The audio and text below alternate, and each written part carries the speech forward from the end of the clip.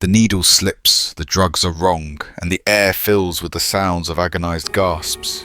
A body convulses violently, struggling against a fate meant to be swift and final. But it isn't. The execution is a mess, a nightmare of horror and failure.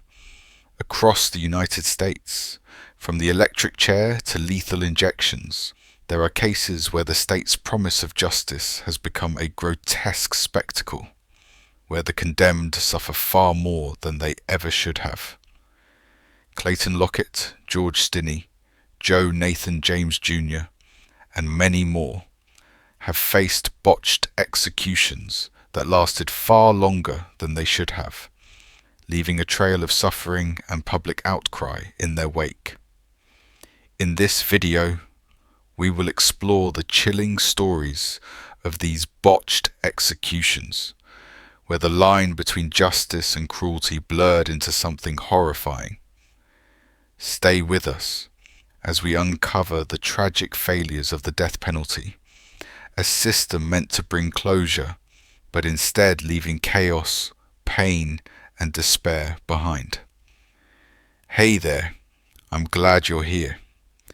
In today's video, I will take you through all the botched executions in the US that shocked the nation. From the horrifyingly failed lethal injections to gruesome electric chair mishaps, we'll cover the details you won't hear in the news. First, we'll dive into the chilling accounts of executions gone terribly wrong, highlighting the suffering of those involved. Then, we'll look at the public outcry that followed and the questions it raised about the fairness of the death penalty. By the end, you'll have a deeper understanding of these tragic events.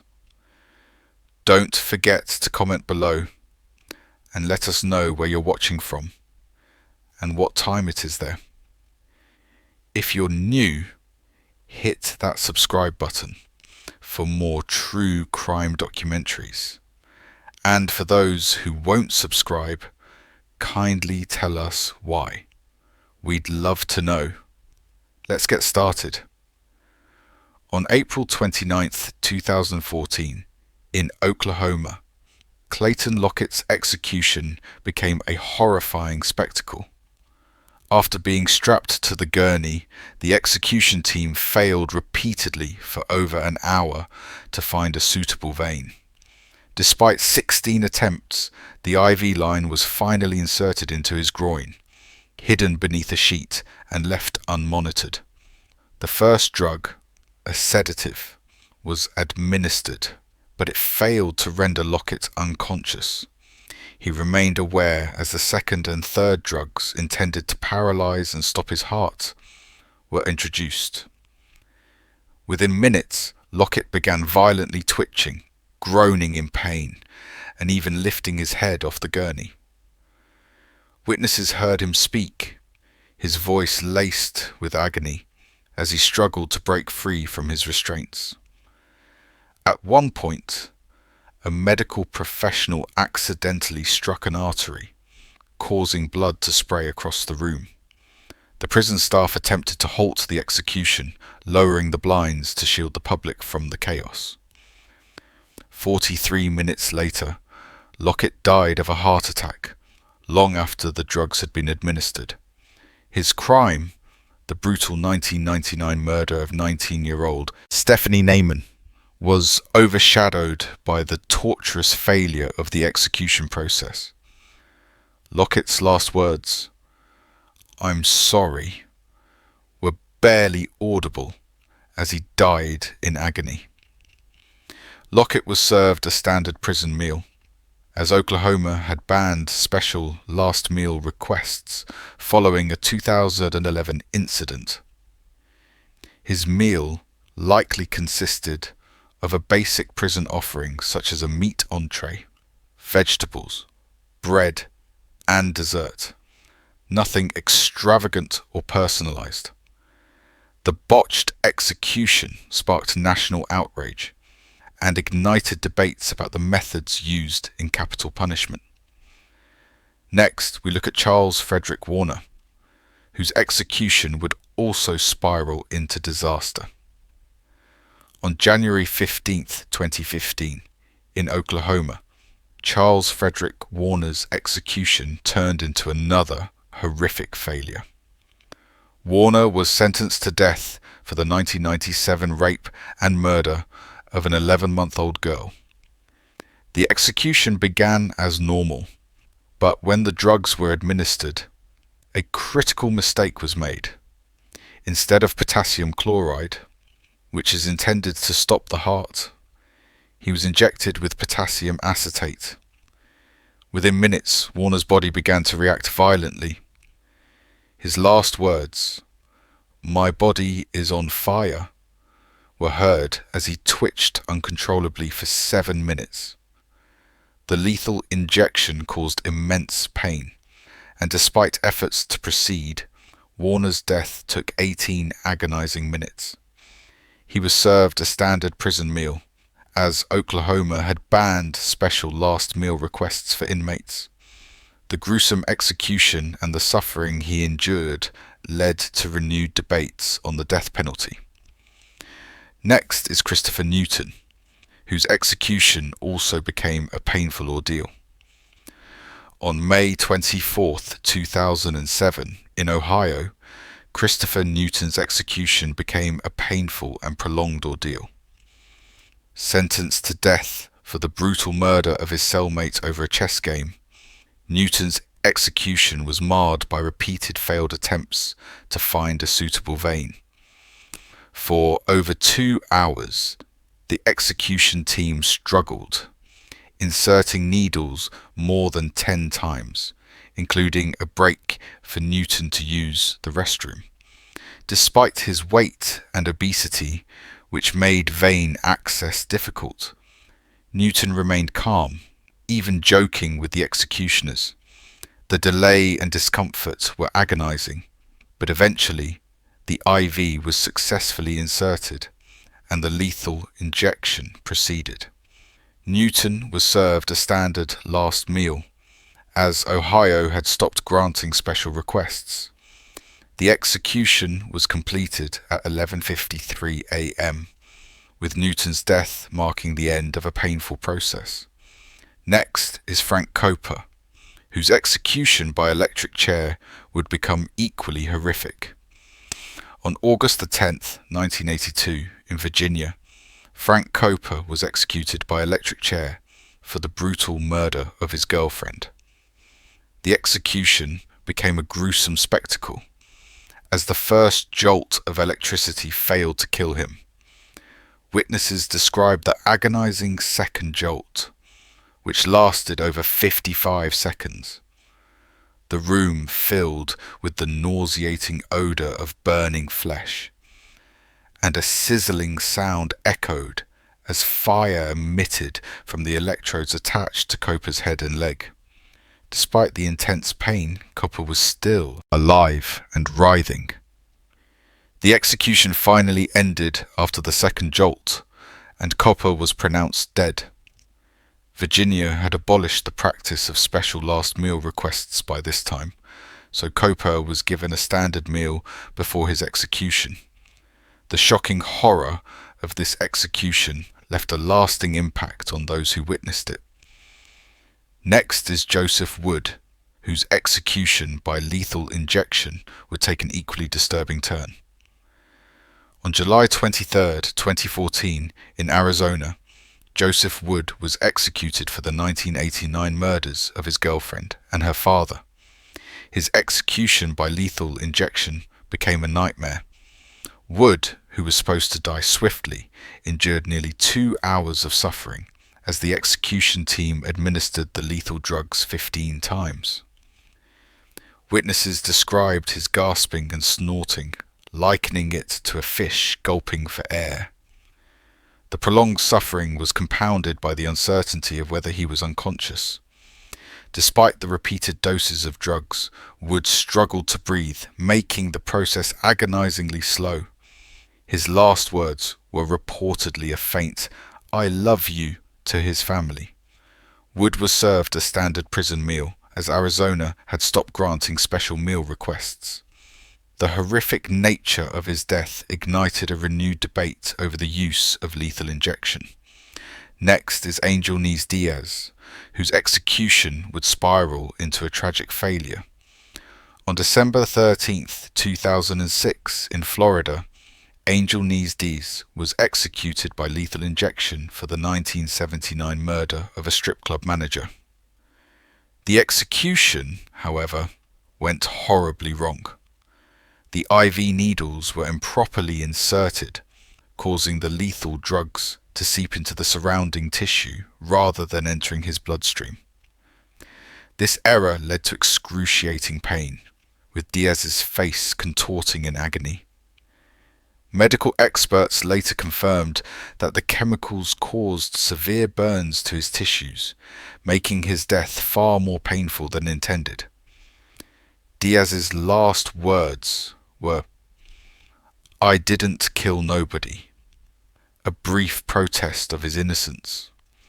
His execution, which lasted for 34 minutes, led to public outrage, prompting calls for a re-evaluation of lethal injection procedures in the state. Next is Tom Ketchum, whose hanging would end in an equally tragic and botched manner.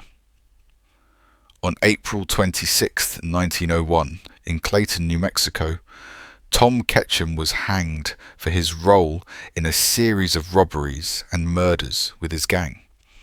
However, his execution turned into a tragic and public spectacle. Ketchum's weight and the imbalance caused by the amputation of his arm led to his decapitation when the sheriff cut the rope. The drop was too short, and as Ketchum fell, his head was severed from his body, horrifying witnesses. The gruesome scene shocked onlookers, who were not prepared for the brutal nature of the execution. Ketchum had no last words before the hanging, and as was customary at the time, he received a standard meal.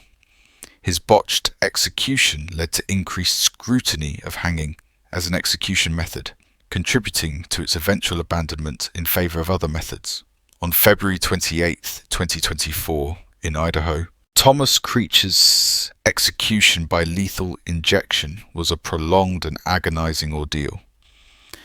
Creech, convicted of multiple murders, had been on death row for nearly 5 decades. When the execution team attempted to insert an IV, they failed repeatedly, probing his arms, legs, and feet for nearly an hour without success. Despite the pain and discomfort, Creech remained restrained, and his ordeal was witnessed by the public. After numerous failed attempts, the warden was forced to halt the execution, declaring it a failure. Creech was returned to his cell, his life spared, at least for the moment. He has yet to be rescheduled for another execution attempt. This botched attempt reignited concerns over the state's lethal injection procedures and the use of execution drugs. On February 21, 1930, in Arizona, Ava Dugan's execution by hanging turned into a gruesome and grotesque spectacle. Dugan, convicted of murdering her husband, was sentenced to death, and her execution became infamous for its horrific outcome. The rope used in the hanging was too long, and the result was a decapitation. Her head was severed from her body as the force of the drop was too much for her frail frame to withstand. Witnesses were horrified by the brutality of the execution, and the public outcry was immediate. The grotesque nature of her death led Arizona to abolish hanging as a method of execution, replacing it with the gas chamber. Dugan had no reported last words, and like many at the time, she was given a standard meal. The botched execution sparked lasting debates about humane execution methods in the state. Next is Alan Lee Davis, whose execution by electric chair would also turn into a grotesque and tragic ordeal. On July 8, 1999, in Florida, Alan Lee Davis was executed by electrocution for the brutal triple homicide of a mother and her 2 daughters. His execution became a gruesome spectacle, marked by blood pouring from his mouth and chest as the first jolt of electricity failed to kill him. Witnesses described Davis convulsing violently as the electricity coursed through his body. The horrific scene was compounded by the smell of burning flesh and the sound of sizzling skin.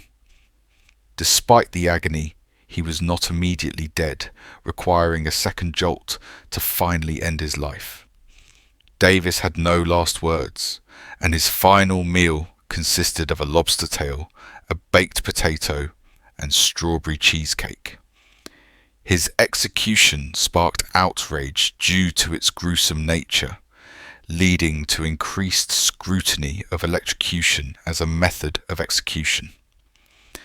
On January 17, 1988, in Texas, Raymond Landry was executed by lethal injection for the murder of a Texas restaurant owner. His execution, however, was marred by significant failure and prolonged suffering. As the lethal drugs were administered, the needle slipped out of his vein just 2 minutes into the process. The chemicals began to leak out of his vein and spray toward witnesses. The execution team immediately closed the curtains to block the view, but Landry's groans and cries of pain were heard from behind the partition. The prison officials spent over 14 minutes trying to reinsert the needle, causing further anguish.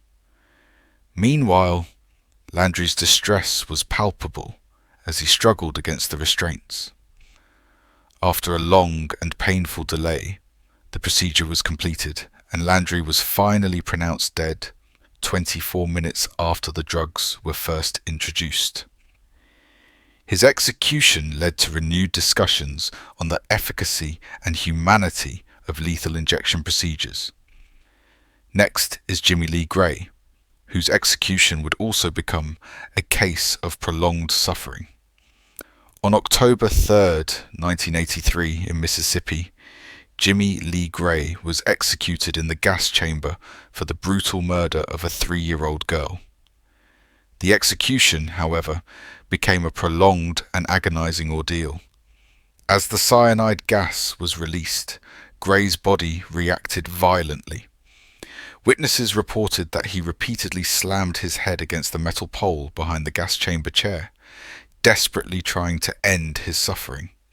His violent physical reactions lasted for over 9 minutes, a stark contrast to the supposed quick and painless nature of gas chamber executions. Gray's desperate struggles were accompanied by screams of pain, and witnesses were forced to be cleared from the room due to the disturbing nature of the execution. He was never reported to have spoken his last words.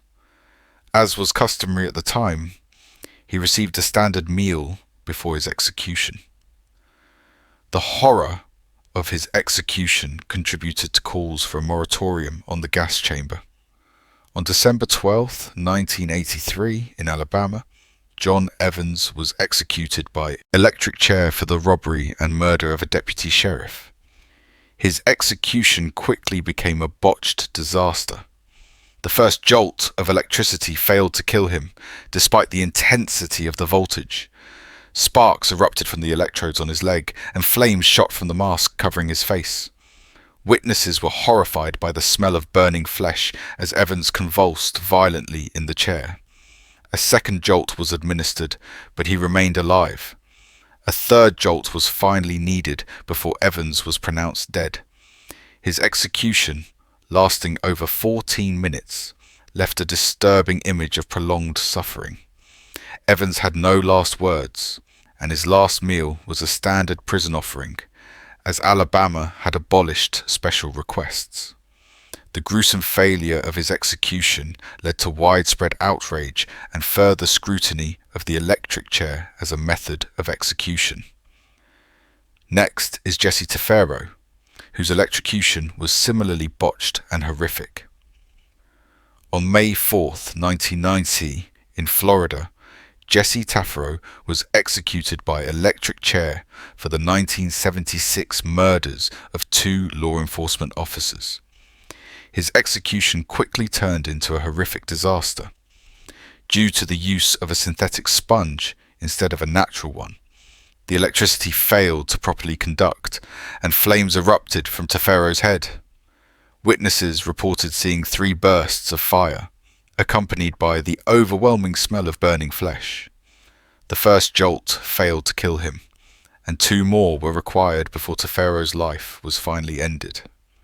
His body convulsed violently during the ordeal, and the execution lasted longer than expected. Taffero's last words were, "I didn't kill nobody." He was served a standard prison meal, as Florida had ceased granting special last meal requests. On April 11th, 1985, in Texas, Stephen Peter Morin was executed by lethal injection for the murders of several women. Morin's execution became a painful ordeal due to the difficulty in locating suitable veins, a result of his history of substance abuse.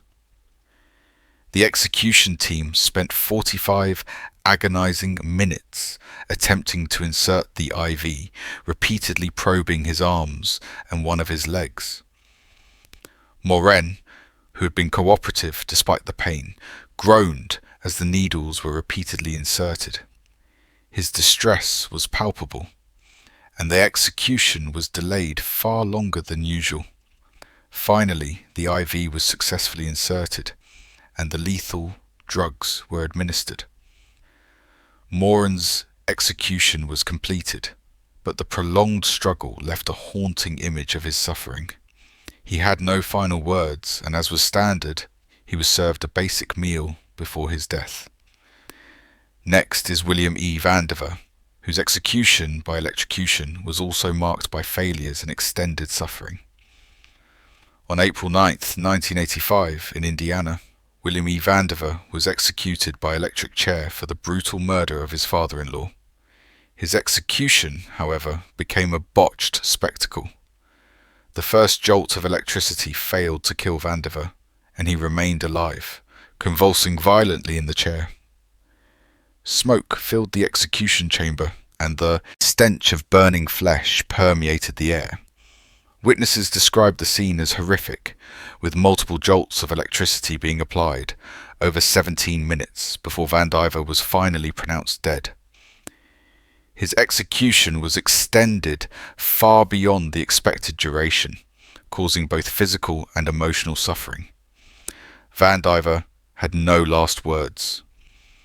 Next is Randy Lynn Wolves, whose execution by lethal injection would also be marred by difficulties and prolonged suffering.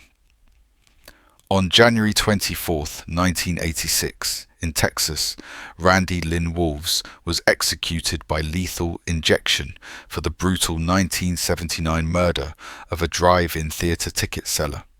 His execution became a prolonged and painful ordeal due to the difficulty the execution team had in locating a suitable vein. Wolves, whose history of drug abuse had damaged his veins, was asked to assist in finding a vein, which added a disturbing level of discomfort to the process. After multiple attempts, the execution team finally located a vein, and the lethal drugs were administered. Wolves remained calm throughout the ordeal, with no last words reported. He was served a standard prison meal, as Texas had ceased granting special meal requests by this time. On June 16, 1944, in the South Carolina, George Stinney Jr., a 14-year-old boy, was wrongfully executed by electrocution for the alleged murders of 2 white girls. His execution became a tragic botch due to his small size. The electric chair, designed for adults, was too large for him, and the electrodes couldn't be securely attached. Witnesses described his violent convulsions when the first jolt of electricity was applied. His head was severed from his body due to the force of the electrocution, leading to a horrific and brutal death. Stinney's last words were not recorded, and he was not given a special last meal. His wrongful conviction was later overturned, but the damage was done. His case became a symbol of racial injustice, and his execution sparked debates over the fairness of the death penalty. Next is Joe Nathan James Jr., whose execution would become the longest in US history. On July 28, 2022, in Alabama, Joe Nathan James Jr. endured the longest execution in US history, lasting over 3.5 hours. Convicted of the 1985 murder of his ex-girlfriend, James's execution became a tragic ordeal as the execution team repeatedly failed to insert an IV. Medical staff probed different parts of his body, causing visible damage with deep needle punctures. The procedure was halted multiple times, leading to severe bruising and tissue damage. Throughout the excruciating process, James reportedly groaned in pain. His last words were a brief "I love you" to his family. Alabama had stopped allowing special last meal requests, so James received a standard prison meal. The failure to properly administer the execution raised widespread concerns about the state's execution methods, leading to renewed debates about the efficacy and humanity of lethal injections. Next is Wallace Wilkerson. On January 6, 1879, in Utah Territory, Wallace Wilkerson was executed by firing squad for the murder of William Baxter during a dispute over a card game. His execution turned into a prolonged and agonizing ordeal. As the firing squad opened fire, the marksman missed his heart, causing Wilkerson to collapse but remain conscious. The bullets struck him in less vital areas, and he was left writhing in pain, bleeding heavily. Witnesses reported his desperate cries, and he remained alive for 27 agonizing minutes before finally succumbing to his injuries. Wilkerson's execution, marked by prolonged suffering, led to widespread public outrage and sparked calls for reform in execution methods. His last words were not recorded, and he was likely served a standard meal before the execution.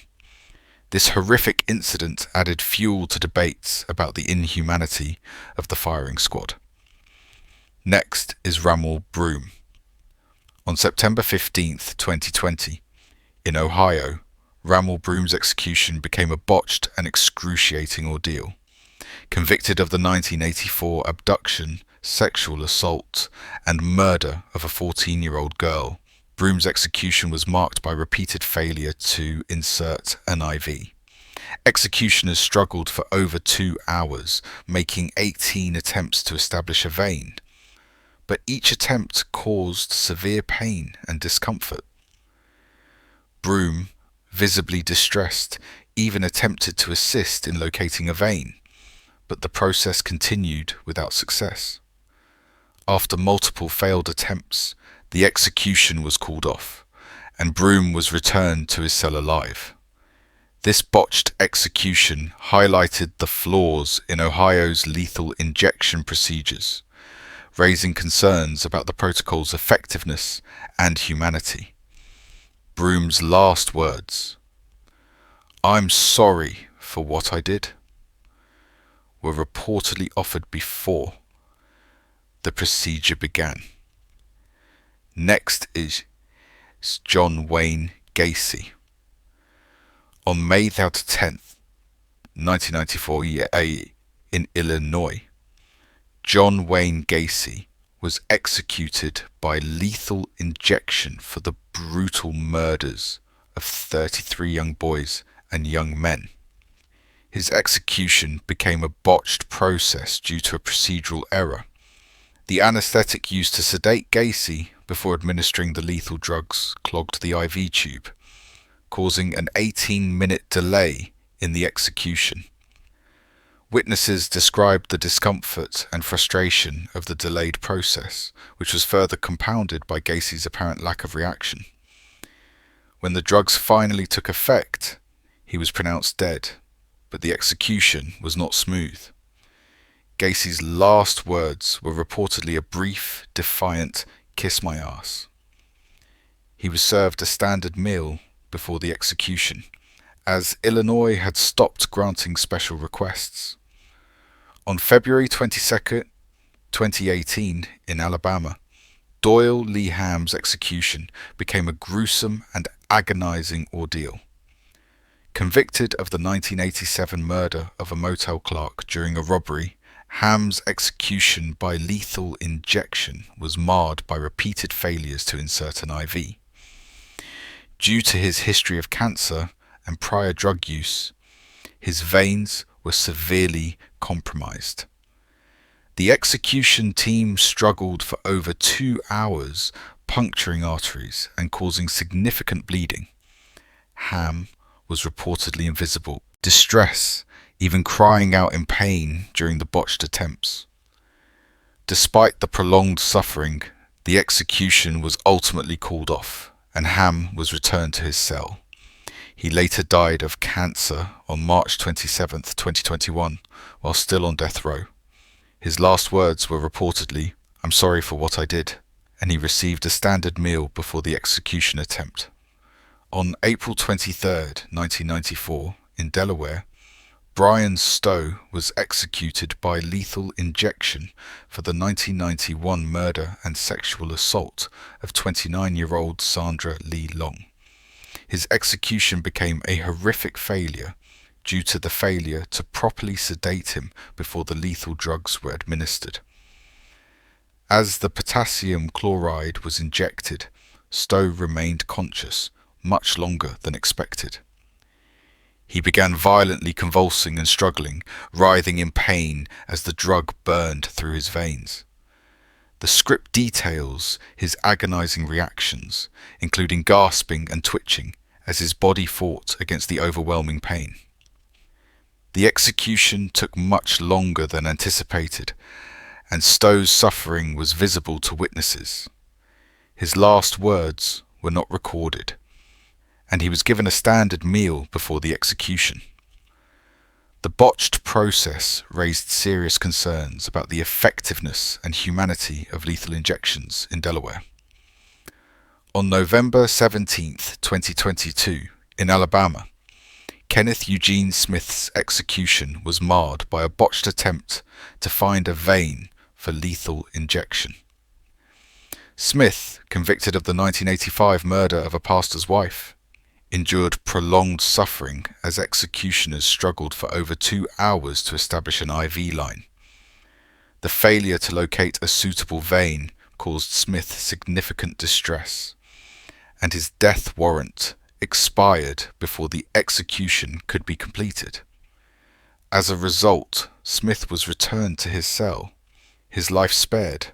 For the moment, his execution was later rescheduled, and on January 12, 2024, he was executed by nitrogen hypoxia, a method that had never before been used in Alabama. Smith's last words were a simple, "I love you," directed at his family. On September 22, 2022, in Alabama, Alan Eugene Miller's execution by lethal injection became another botched attempt, marked by repeated failure to find a suitable vein. Miller, convicted for the 1999 murders of 3 of his co-workers, was subjected to multiple painful attempts to insert an IV, with needles being inserted into his arms, hands and feet without success. The process was prolonged for over 2 hours, and his death warrant expired before the execution could be completed. As a result, Miller was returned to his cell alive. His execution was rescheduled for September 26, 2024, when he was put to death by nitrogen hypoxia, a controversial method that had never been used in Alabama before. On August 22, 1991, in Virginia, Derek Lynn Peterson was executed by electricchair for the 1986 murder of a convenience store clerk. His execution became a prolonged and painful process. The first jolt of electricity failed to kill him, and he remained alive, convulsing violently in the chair. Witnesses reported seeing smoke rise from his body, the smell of burning flesh filling the chamber. A second jolt was administered, but Peterson remained alive, his body still twitching and struggling against the restraints. A third jolt was necessary before he was finally pronounced dead. The drawn-out nature of the execution shocked those in attendance, and the scene left many questioning the humanity of using the electric chair as a method of execution. Peterson's last words were not recorded. On September 12, 1990, in Illinois, Charles Walker was executed by lethal injection for the murders of his fiancée and another victim. His execution became a botched process when the needle, misdirected, was placed toward his fingers instead of the vein. The error caused a painful delay as Walker's executioners struggled to correctly administer the lethal drugs. The process was prolonged, with Walker reportedly grimacing in pain as the staff repeatedly attempted to locate a proper vein. The agony continued for several minutes before the drugs were finally administered. Walker had no last words, and his last meal was a standard prison offering, as Illinois had stopped granting special meal requests. On October 17, 1990, in Virginia, Wilbert Lee Evans was executed by electrocution for the 1983 murder of a deputy sheriff during a prison escape.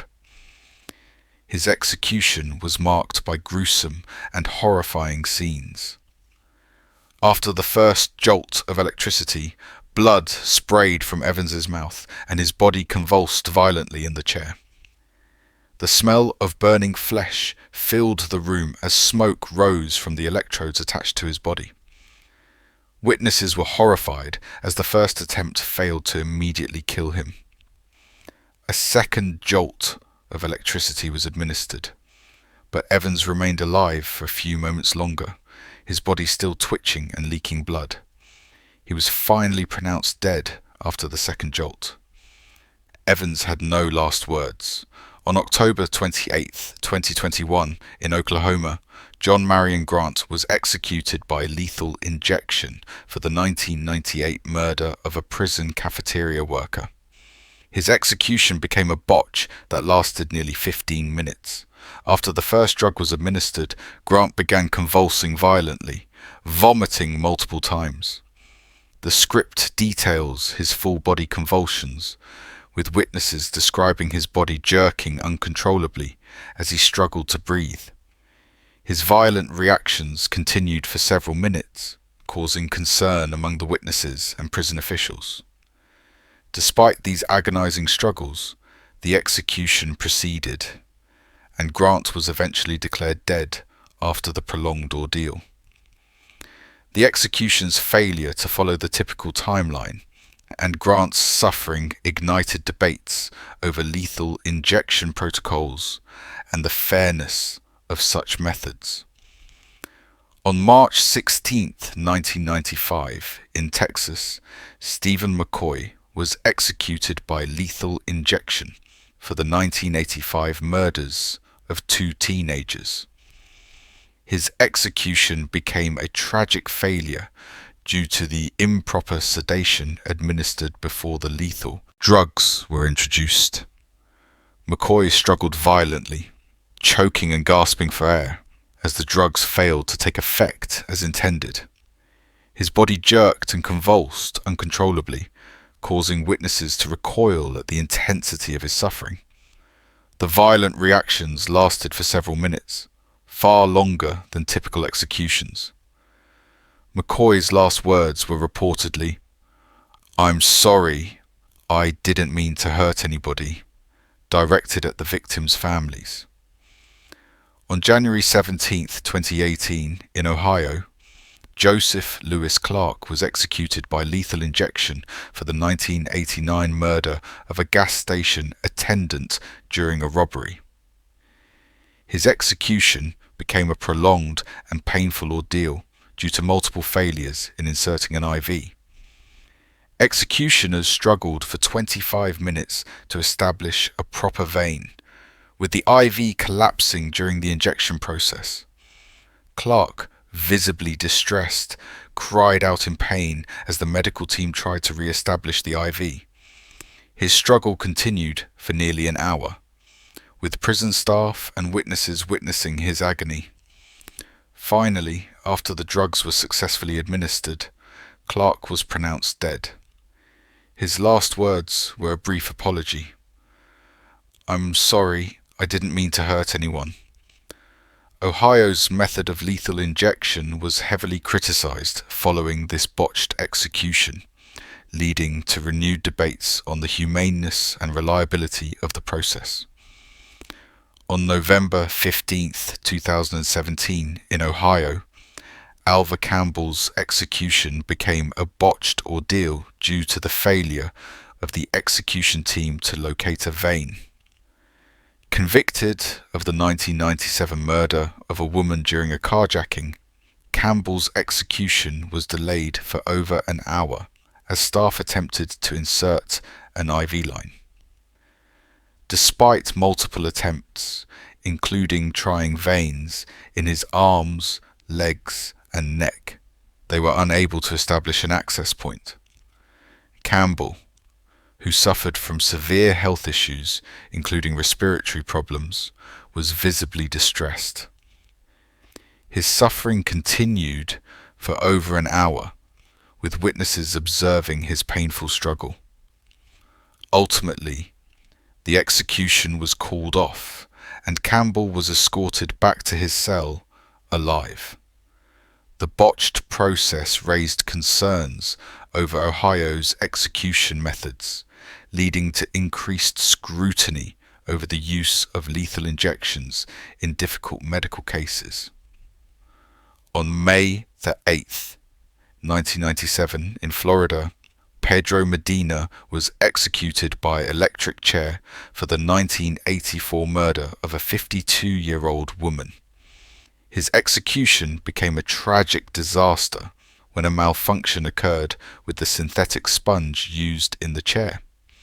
As the electricity surged through his body, flames erupted from his head, and the room filled with thick smoke. Witnesses were horrified as a crown of fire shot from his head, causing a suffocating smell of burning flesh to permeate the chamber. Despite the gruesome scene, Medina's suffering continued for several minutes, with flames still visible. The power was briefly cut off to stop the burning, but Medina continued to burn until he was finally pronounced dead. Medina's execution was marred by its horror and led to public outrage over the use of the electric chair, prompting Florida to abandon the method in favor of lethal injection. These executions are nothing short of horrifying. But the real question is, how is it that in a society that claims to value human rights, these inhumane procedures are still allowed to happen? Are we truly serving justice, or are we simply perpetuating cruelty disguised as law? When an execution goes wrong, who is held accountable for the suffering? Is the death penalty ever truly justified? Or is it just a system that fails again and again, costing lives and dignity? With these botched executions, do we even deserve to call ourselves civilized? Let me know your thoughts. Thank you for watching to the end. Click on the image on your screen to watch the next story.